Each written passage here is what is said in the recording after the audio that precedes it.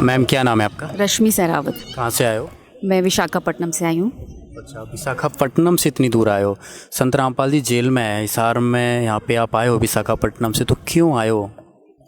देखिए, परमात्मा के दर्शन करने के लिए आपको कोई मौका नहीं चाहिए कि आप क्यों आए हैं। ये क्वेश्चन अपने आप में एक वेग क्वेश्चन है।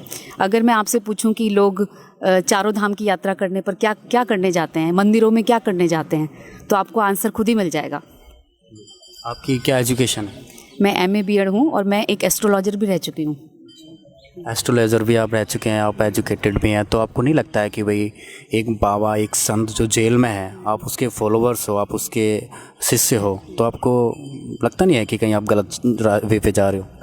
नहीं, देखिए, मैं पहले आपको बता दूं कि मैं साइंस की स्टूडेंट रही हूं, तो पहले मैं इन चीज़ों पर बिल्कुल भी विश्वास नहीं करती थी। इनफैक्ट मैं साइंस को ही सब कुछ मानती थी। लेकिन मुझे एक चीज़ आज तक समझ नहीं आई, साइंस की स्टूडेंट होने के बावजूद भी मैं हमेशा ये सोचती थी कि वो कौन सी शक्ति है जिसने सूरज, चांद, सितारों को एक पर्टिकुलर, एक फिक्स डिस्टेंस पे फिक्स करके रखा हुआ है। कोई साइंस का स्टूडेंट मुझे इसका आंसर दे सकता है तो ज़रूर दे कि कौन है वो शक्ति, कि ऐसे कैसे हो सकता है कि एक फिक्स डिस्टेंस पे किसी ने हमें हर चीज़ को फिक्स कर रखा है। सूरज हमें इतनी डिस्टेंस से रोशनी दे रहा है, चांद हमें इतनी डिस्टेंस से ठंडक दे रहा है, तो किसने ये नेचर को बैलेंस करके रखा हुआ है? नेचर खुद नहीं बन सकती और नेचर अपने आप को फिक्स नहीं कर सकती कि मुझे इस एंगल पे फिक्स होना है या मुझे इस एंगल पे फिक्स होना है। तो इन सवालों के जवाब शायद साइंस भी आज तक नहीं दे पाई है सेटिस्फैक्टरीली। वो क्लेम कर सकते हैं कि हमने सेटिस्फैक्शन के साथ इस बात का आंसर दे दिया है, बट इस बात का कोई भी आंसर आज तक नहीं है। वो काम सिर्फ एक परमात्मा ही कर सकते हैं, जिसको आप एक सुपर पावर भी बोल सकते हैं, और आप कुछ भी नाम दे सकते हैं। कोई गॉड बोल सकता है, सुपर पावर, सुपर नेचुरल, कुछ भी बोल सकते हैं, लेकिन कोई ना कोई तो शक्ति ऐसी है जो सारी सृष्टि को, सारे संसार को चला रही है, इस यूनिवर्स को चला रही है।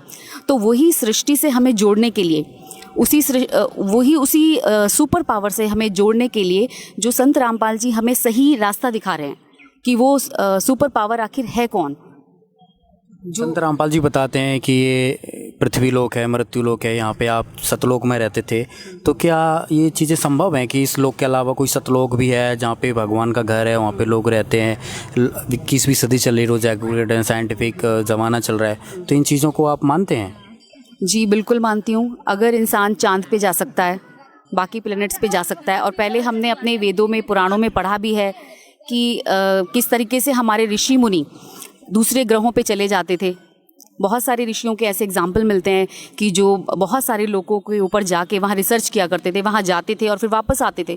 तो कोई ना कोई तो उनके पास कला होगी ऐसी, या बोल सकते हैं आज के हिसाब से अगर आप मतलब एक एजुकेटेड पर्सन की लैंग्वेज में सुनना चाहते हैं तो आप बोल सकते हैं कि उन्होंने PhD की हुई थी इस चीज़ पर, कि वो अपनी बॉडी को छोटा बड़ा सब कुछ कर सकते थे। तो सब कुछ पॉसिबल है। आज भी तो इंसान चांद पे जा रहा है और रिसर्च कर रहा है। अभी एक रिसेंट एक इम्प्रूवमेंट हुआ है, नासा ने, अभी आपको सबको पता हो क्या क्या किया है। तो नासा तो वो काम अब कर रही है जो हमारे ऋषि मुनि संत पहले कर चुके हैं, और ये सब का ज्ञान जो है हमें गुरुजी दे रहे हैं कि इसके पीछे आखिर कारण क्या है, कि कैसे कर पाते हैं लोग ऐसा। तो ये सब सिद्धि शक्तियाँ, आप पुराने टाइम की लैंग्वेज में बोलेंगे तो ये सब सिद्धि शक्तियाँ हैं, और अगर आज आप विज्ञान की लैंग्वेज में बोलेंगे तो ये सब PhD या उस पर उन्होंने महारत हासिल कर ली है। संत रामपाल जी के बारे में जो समाज सुधार का योगदान है वो क्या है? समाज सुधार के लिए देखिए, मैं भी काफ़ी दिनों से देख रही हूँ, जब से मुझे होश आया है मैं समझने लगी हूँ दुनिया की प्रॉब्लम्स क्या क्या हैं।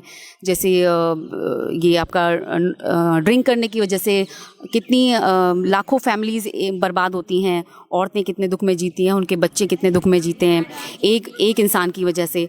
तो गवर्नमेंट के इतने सारे प्रयास करने के बाद भी गवर्नमेंट इतनी नई नई स्कीम चलाती है, लेकिन उनका ज़ीरो रिजल्ट रहता है। इतना पैसा खर्च करती है, करोड़ों विज्ञापनों पे खर्च करती है। तो मैं ये बोलना चाहूँगी कि संत रामपाल जी तो सिर्फ एक बार आप सत्संग सुन लीजिए, उसी से ये आपकी प्रॉब्लम दूर हो जाएगी। जितने भी परिवार आज इस समस्या से जूझ रहे हैं कि उनके परिवार बर्बाद हो रहे हैं सिर्फ इस एक आदत की वजह से, तो आप सत्संग सुन लीजिए। और सत्संग सुनने से सिर्फ एक यही नहीं, बहुत सारे विकार दूर होते हैं इंसान की, जो भी प्रॉब्लम्स हैं, कुछ बीमारियां भी दूर होती हैं, और जो एक तरह से मैं कह सकती हूँ, एक तरह से पूरा आपका शुद्धिकरण हो जाता है। एक आत्मा का शुद्धिकरण, आपके विचार शुद्ध हो जाते हैं। जब आपके विचार ही शुद्ध हो गए तो फिर आपको कहीं जाने की ज़रूरत ही नहीं है, प्रॉब्लम्स अपने आप ही बहुत कम हो जाएंगी, या बोल सकते हैं कि ख़त्म ही हो जाएंगी प्रॉब्लम्स। तो एक तरह से संत रामपाल जी एक समाज सुधार का काम कर रहे हैं, जो कि आज तक कोई भी नहीं कर पाया है, जिसको मैंने प्रैक्टिकली फील किया है। संत रामपाल जी जो ज्ञान है वो बहुत ही कंट्रोवर्सी ज्ञान है, तो आपको क्या लगता है कि जो संत रामपाल जी ज्ञान दे रहे हैं वो सही है? लोग ये भी तो कहते हैं कि संत रामपाल जी ज्ञान वो हिंदू विरोधी हैं, संत रामपाल जी, या मुस्लिम विरोधी हैं, तो आपको क्या लगता है? नहीं, ऐसा बिल्कुल नहीं है। ऐसा सिर्फ वही लोग बोलते हैं जो उनकी लिखी हुई किताबों को अब तक जिन्होंने नहीं छुआ है, नहीं पढ़ा है, या फिर उन्हें अपने धर्म का ही ज्ञान नहीं है। हिंदू हैं तो उन्हें अपने धर्म का बिल्कुल भी ज्ञान नहीं है।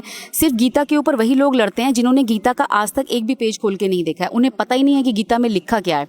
और मुस्लिम धर्म के लोगों के लिए भी मेरा यही संदेश है कि वही लोग लड़ते हैं जिन्होंने अपने धर्म को समझा नहीं है, जाना नहीं है।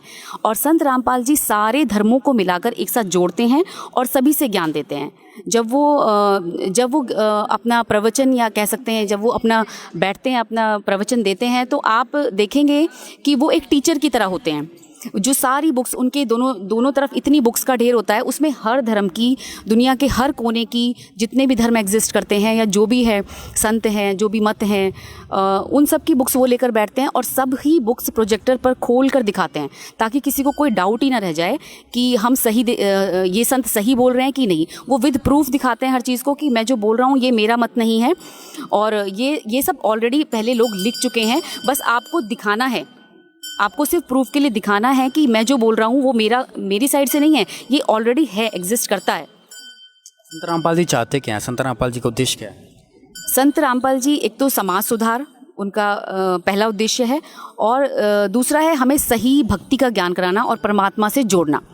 परमात्मा से जुड़ते ही इंसान की आत्मा प्योर हो जाती है और वो गलत काम की तरफ नहीं चलेगी। और जब गलत काम की तरफ वो चलेगी ही नहीं, तो फिर हमें गवर्नमेंट की चलाई हुई किसी भी समाज सुधार की पॉलिसी की कोई ज़रूरत ही नहीं है। फ्री में घर बैठे ही हम अपने समाज का सुधार कर सकते हैं और एक सुखी जीवन जी सकते हैं। बहुत बहुत थैंक यू।